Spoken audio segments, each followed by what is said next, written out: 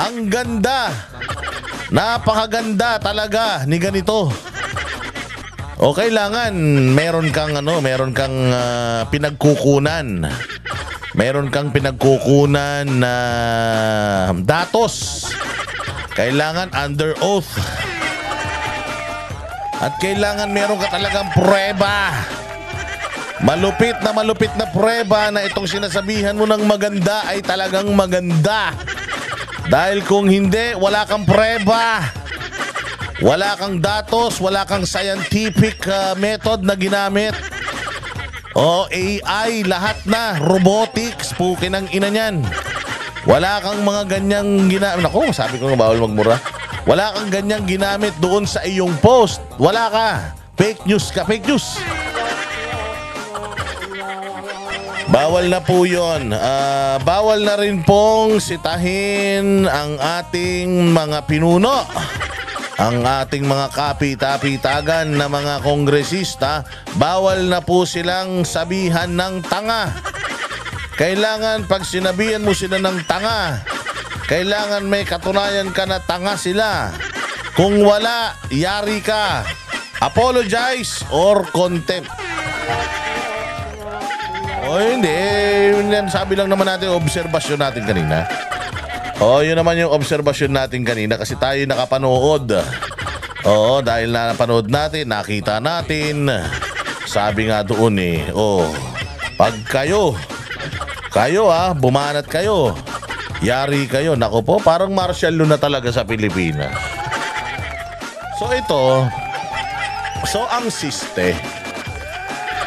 So ang siste, halimbawa ito Facebook ko kasi sabi doon, 'di ba, ni Facebook kanya, what's on your mind, 'di ba? So putang ina, kailangan bago ko sabihin what's on my mind, kailangan maghanap muna ako ng ebidensya what's on my mind. Hindi ba? Paano kaya 'yun? Paano gagawin natin? Tulungan niyo naman ako mga kaibigan kasi ma-post pa naman ako. Halimbawa, pinost ko ngayong araw na 'to. Masarap kumain ng paksiw. So kailangan ko pa ngayon maghanap ng prueba kung totoo bang masarap kumain ng paksiw. Hindi ba? Kasi nakalagay doon what's on your mind. O kung halimbawa, what's on your mind? Ang dami kong followers. Sa Facebook parang wala pa na, may 100,000. At least mga 70,000+ na. O dito sa YouTube, at least kahit pa paano 150+ na tayo. Pero sa Facebook, 79,000 na tayo dun. So ngayon, masama gising ko. Dahil madami akong followers, gusto ko ngayon magmura. Gusto ko sabihin na, putang inang Pilipinas to. Buisit. Ngayon, hindi na ako pwede mabwisit sa Pilipinas. Bakit? Hahanap ako ngayon, mga bossing, ng talagang paraan ng prueba na buwisit ang Pilipinas. Ganun.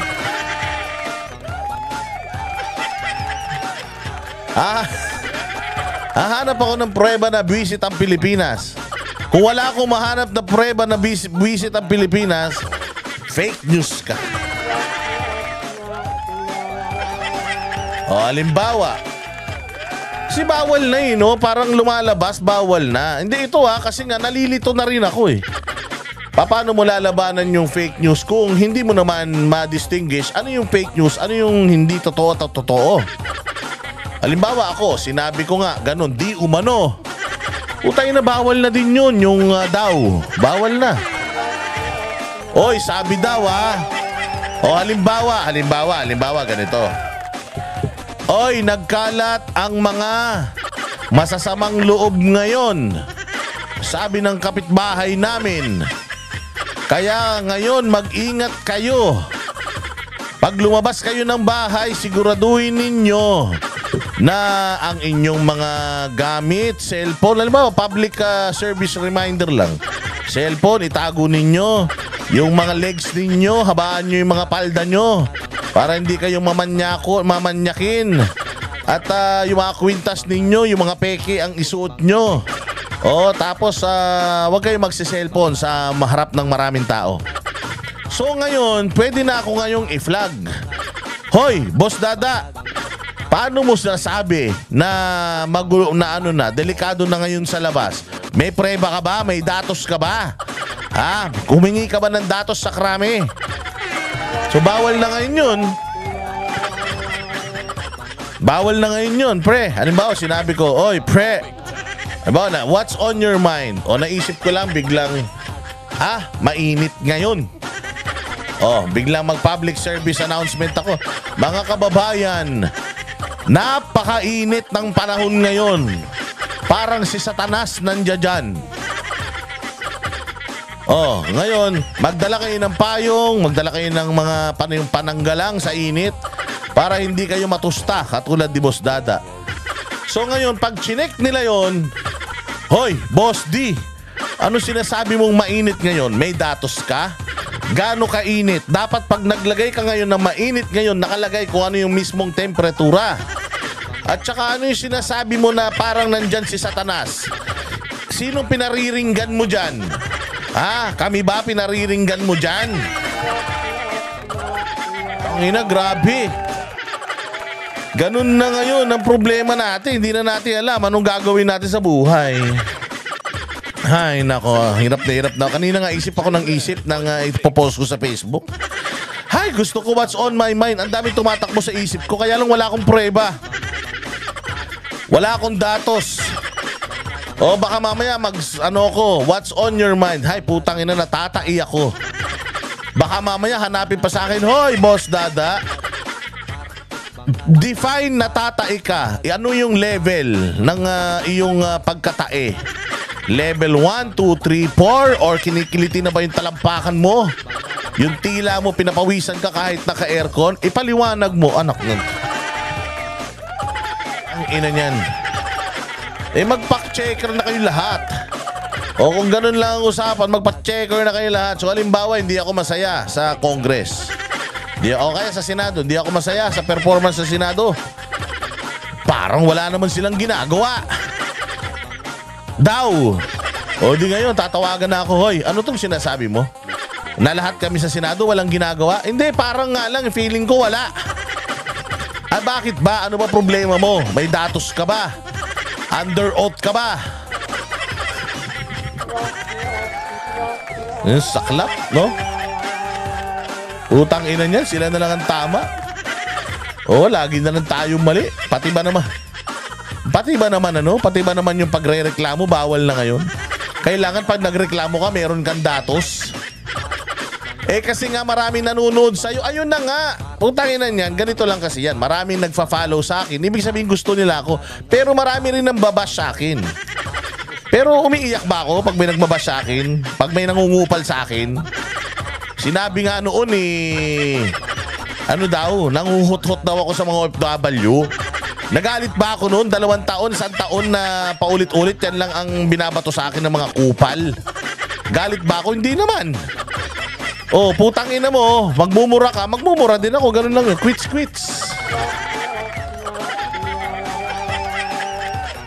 Di ba? May basher ako. May basher ka.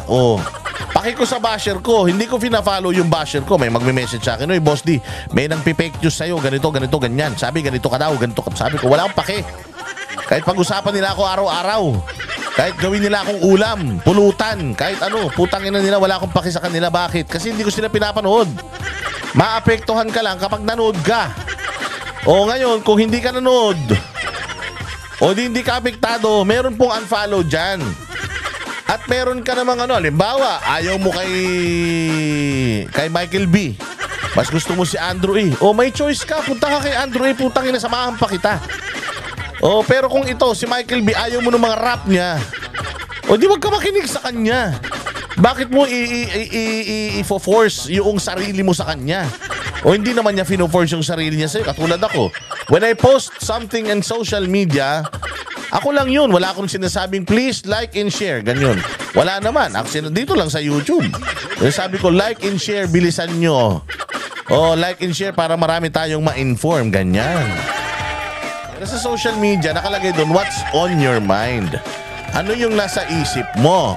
Ito yung nasa isip ko. Ayaw mo? Di wag kang makinig.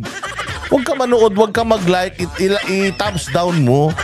Kung gusto mo, kung ayaw mo nung sinasabi ko, di mag-post ka nung sayo. Tapos sabihin mo, ayaw ko yung sinasabi niya, ito yung katotohanan. Di good. Ikaw na, tama.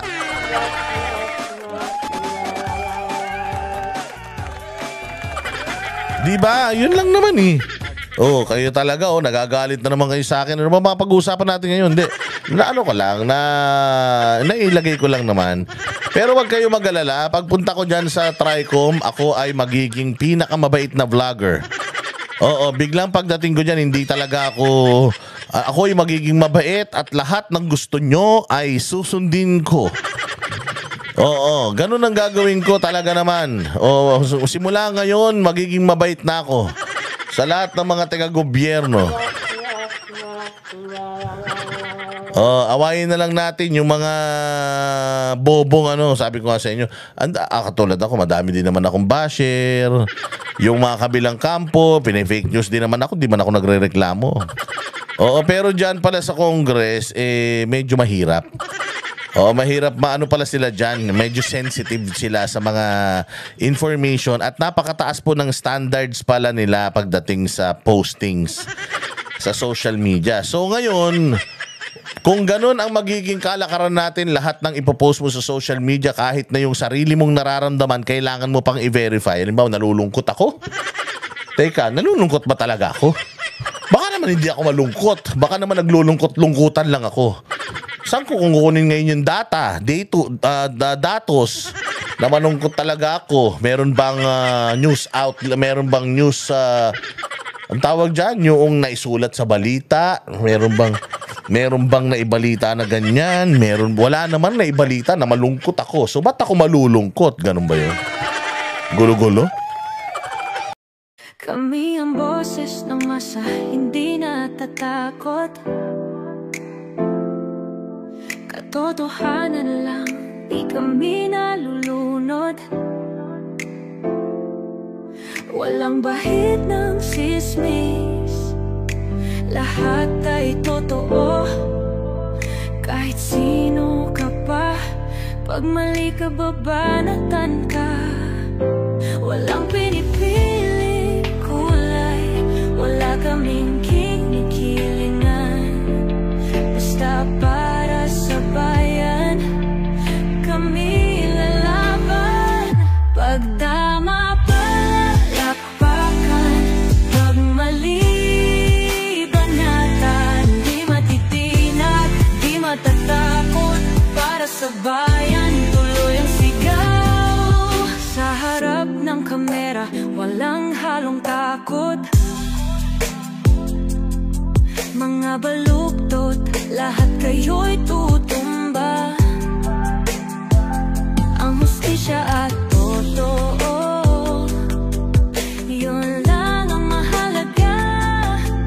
Kahit sinong harang, di kami matitinag. Walang pinipiling kulay, wala kaming kinikilingan. Basta para sa bayan, kami lalaban.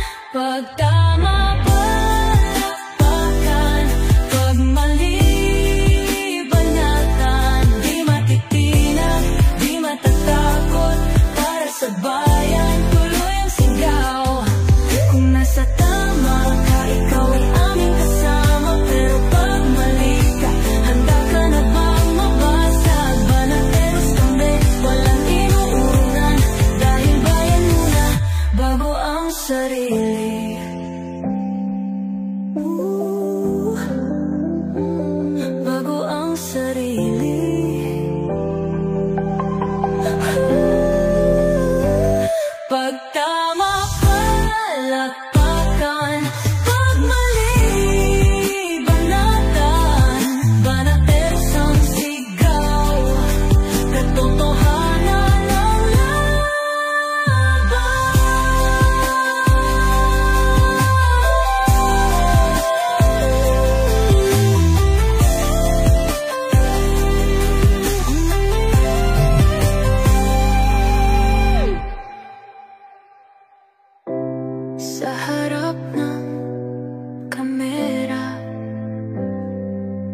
Walang